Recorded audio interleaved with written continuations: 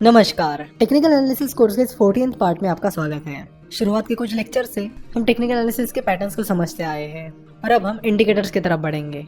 Technical analysis के कई सारे इंडिकेटर्स होते हैं, जैसे कि simple moving average, exponential moving average, MACD that is moving average convergence divergence etcetera. Indicators काफी इंपॉर्टेंट माने जाते हैं क्योंकि वो हमें ट्रेंड के बारे में बताते हैं कि उस पर्टिकुलर स्टॉक में अप ट्रेंड चल रहा है या फिर डाउन ट्रेंड चल रहा है और आगे कौन सा ट्रेंड आ सकता है। तो इंडिकेटर्स की मदद से आप उस पर्टिकुलर स्टॉक में बाय पोजीशन और सेल पोजीशन ले सकते हो।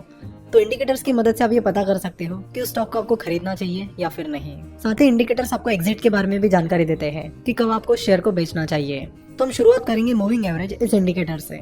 दो तरह के मूविंग एवरेजेस होते हैं, सिंपल मूविंग एवरेज और एक्सपोनेंशियल मूविंग एवरेज।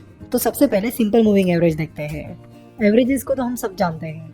अब सिंपल मूविंग एवरेज मतलब वो एवरेज जो मूव होता है। तो अगर आप किसी भी स्टॉक का चार्ट देख रहे हो, फॉर एग्जाम्पल अगर आपको SBI that is state bank of India का 5 दिनों का सिंपल मूविंग एवरेज निकालना है, तो आपको SBI के जो पिछले 5 दिन है उनकी क्लोजिंग प्राइस का एवरेज निकालना पड़ेगा। चलो तो इसे प्रैक्टिकली करके देखते हैं। आज की तारीख है 17 अक्टूबर और अगर आपको 17 अक्टूबर को SBI का पिछले 5 दिनों का मूविंग एवरेज निकालना है, तो सबसे पहले आपको SBI के जो पिछले 5 दिन है उनकी क्लोजिंग प्राइस निकालनी पड़ेगी और वो क्लोजिंग प्राइस आप मनी कंट्रोल या फिर किसी भी और वेबसाइट से निकाल सकते हो। तो यहाँ पर हम moneycontrol.com पर आते हैं और moneycontrol.com पर आकर SBI सर्च करते हैं, जिसके बाद ये इन्फॉर्मेशन आती है और ये चार्ट आता है। अब इस चार्ट में आप पिछले 5 दिनों की क्लोजिंग प्राइस आसानी से पता कर सकते हो। ऊपर यहाँ पर आपको शेयर की उस दिन की क्लोजिंग प्राइस मिलेगी। तो जैसे कि आप देख सकते हो कि 16 अक्टूबर को SBI की क्लोजिंग प्राइस 256.05 रुपीज थी। 15 अक्टूबर को SBI की शेयर की क्लोजिंग प्राइस 258.45 रुपीज थी। फिर 14 अक्टूबर को SBI की क्लोजिंग प्राइस 255.45 रुपीज थी। उसके बाद 13 तारीख संडे थी और 12 तारीख सैटरडे थी, इसलिए स्टॉक मार्केट उन दोनों दिनों के लिए क्लोज था। फिर हम आते हैं 11 अक्टूबर की तरफ। 11 अक्टूबर को SBI की क्लोजिंग प्राइस 254.55 रुपीज थी और 10 अक्टूबर को SBI की क्लोजिंग प्राइस 254.15 रुपीज थी। तो इस तरह हमने SBI के पिछले 5 दिनों की यानी 16 तारीख, 15 तारीख, 14 तारीख, 11 तारीख और 10 तारीख इनकी क्लोजिंग प्राइस देखी। तो इन सारी क्लोजिंग प्राइस के हम टोटल निकालेंगे। तो इन सारी क्लोजिंग प्राइस की टोटल आती है 1278.65 रुपीज। और फिर जैसे कि हमें 5 दिन का मूविंग एवरेज निकालना है, तो हमें उसे डिवाइड करना पड़ेगा 5 से। So 1278.65 rupees divided by 5 is equal to 255.73 rupees. तो SBI के पिछले 5 दिनों का सिंपल मूविंग एवरेज है 255 रुपीज 0.73। सिमिलरली आपको कल यानी 18 तारीख को SBI का 5 दिन का सिंपल मूविंग एवरेज निकालना है, तो आपको 18 तारीख के जो पिछले 5 दिन हैं उनकी क्लोजिंग प्राइस निकालनी पड़ेगी। अगेन उन सारी क्लोजिंग प्राइसेस को ऐड करके उन्हें 5 से डिवाइड करना पड़ेगा, जिसके बाद आपको 18 तारीख का SBI का 5 दिन का सिंपल मूविंग एवरेज मिल जाएगा। और फिर इसी तरह ये मूविंग एवरेज एक एक दिन आगे बढ़ता चला जाएगा। वैसे आपको बता दूं कि वो चाहे सिंपल मूविंग एवरेज हो, एक्सपोनेंशियल मूविंग एवरेज हो या फिर MACD हो, ये सारे इंडिकेटर्स आपको आजकल रेडीमेड मिलते हैं। आपको कैलकुलेट करने की जरूरत नहीं होती है। तो आपको उनका कैलकुलेशन नहीं बल्कि उन्हें एनालाइज करना आना चाहिए। तो moneycontrol.com पर या फिर जिस किसी ब्रोकरेज फर्म के पास आपका डीमैट अकाउंट है, उनके ट्रेडिंग सॉफ्टवेयर या मोबाइल ऐप से इन सारे इंडिकेटर्स को चेक कर सकते हो। मूविंग एवरेज कितने भी दिनों का हो सकता है, जैसे कि 5 दिन, 10 दिन, 12 दिन, 50 दिन, 100 दिन, 200 दिन एटसेट्रा। तो जो सबसे पॉपुलर मूविंग एवरेजेस हैं वो है 50 days moving average, 100 days moving average और 200 डेज मूविंग एवरेज। तो जैसे कि हमने देखा कि SBI का जो 5 दिन का मूविंग एवरेज था वो था 255.73 रुपीज। तो ये मूविंग एवरेज हमें क्या बताता है? मूविंग एवरेज बताता है कि पिछले 5 दिनों में SBI का शेयर किस एवरेज प्राइस पर ट्रेड हो रहा था, जिससे आपको एवरेज प्राइस पता करने में मदद होती है। जब किसी दिन की शेयर प्राइस उसके मूविंग एवरेज से ऊपर होती है, तो ये माना जाता है कि उस स्टॉक में अप ट्रेंड आ सकता है, जिसका फायदा ट्रेडर्स उस स्टॉक को खरीद कर ले सकते हैं। वहीं जब भी किसी शेयर की प्राइस उसके मूविंग एवरेज से नीचे चली जाती है, तो ये माना जाता है कि उस स्टॉक में सेलिंग प्रेशर चल रहा है और उस स्टॉक में डाउन ट्रेंड आ सकता है, जिसका फायदा ट्रेडर्स उस स्टॉक को शॉर्ट सेल करके कर सकते हैं। तो जैसे कि हमने बात की कि 50 दिन, 100 दिन और 200 दिन के मूविंग एवरेजेस काफी पॉपुलर हैं। तो अगर आप बहुत ही शॉर्ट टर्म के लिए ट्रेड करना चाहते हो तो आप 50 डेज मूविंग एवरेज यूज कीजिए। अगर आप मीडियम टर्म यानी अगर आप कुछ हफ्तों से लेकर कुछ महीनों के लिए ट्रेड करना चाहते हो तो आप 100 डेज मूविंग एवरेज यूज कर सकते हो। और अगर आप लॉन्ग टर्म के लिए ट्रेड करना चाहते हो तो आप 200 डेज मूविंग एवरेज यूज कर सकते हो। आप चाहे तो एक साथ इन तीनों भी मूविंग एवरेजेस को लगाकर स्टॉक प्राइस एनालाइज कर सकते हो। चलो तो इसे भी प्रैक्टिकली देख लेते हैं।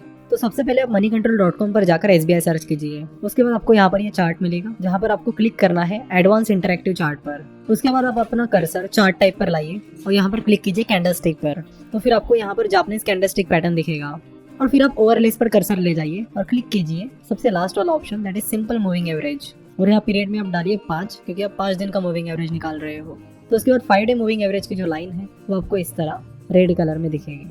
सो अगर आपको 50 डे मूविंग एवरेज चेक करना है तो आप फिर से सिंपल मूविंग एवरेज पर जाइए एंड वहाँ पे डालिए 50 डे मूविंग एवरेज और ड्रॉ पर क्लिक कीजिए। तो यह है SBI का 50 दिन का सिंपल मूविंग एवरेज। सो जैसे कि पहले हमने देखा कि किसी शेयर की प्राइस किसी दिन उसके मूविंग एवरेज से ज्यादा है तो वहाँ पर बाइंग अपॉर्चुनिटीज निकल कर आती है। वो चीज बताती है कि उस स्टॉक पर ट्रेडर बुलिश है और उस स्टॉक में अप ट्रेंड आ सकता है। तो यहाँ पर इस 50 डे मूविंग एवरेज को देखकर आप पता कर सकते हो। यहाँ 15 मई को share price 50 day moving average से ऊपर है। उसके बाद यहाँ पर थोड़ा सा अप ट्रेंड आ गया। इसका जब लाइन ने यहाँ पे क्रॉस किया तो उसके बाद यहाँ पर यानी 24 जुलाई 2019 को शेयर प्राइस उस 50 डे मूविंग एवरेज से कम थी और उसके बाद यानी वहाँ से बुलिश ट्रेंड शुरू हो गया और फिर शेयर प्राइस गिरती चली गई। तो फिलहाल SBI की शेयर प्राइस उसके 50 डे मूविंग एवरेज से नीचे चल रही है, यानी स्टॉक में बियरिश ट्रेंड चल रहा है। यानी ये मूविंग एवरेज हमें बता रहा है कि उस स्टॉक में बियरिश ट्रेंड आ सकता है। तो मूविंग एवरेज में ट्रेडिंग की स्ट्रेटेजी ये होती है कि जैसे ही मूविंग एवरेज की लाइन किसी दिन की स्टॉक प्राइस से ऊपर चली जाती है तो उस टाइम आप उस स्टॉक को सेल कर सकते हो और फिर जिस दिन उस स्टॉक की मूविंग एवरेज लाइन आने वाली फ्यूचर डेट की प्राइस से कम हो जाए तो उस दिन आप उस स्टॉक को बाय कीजिए। तो इस तरह आप मूविंग एवरेजेस की मदद से किसी स्टॉक में बाय और सेल डिसीजन ले सकते हो। तो ये था सिंपल मूविंग एवरेज, जिसमें हम जितने भी दिन का मूविंग एवरेज है उतने दिन की क्लोजिंग प्राइस लेकर उनको ऐड करके जितने दिन का वो मूविंग एवरेज है उतने दिन से उस टोटल को डिवाइड करते थे। लेकिन एक्सपोनेंशियल मूविंग एवरेजेस में ऐसा नहीं होता है।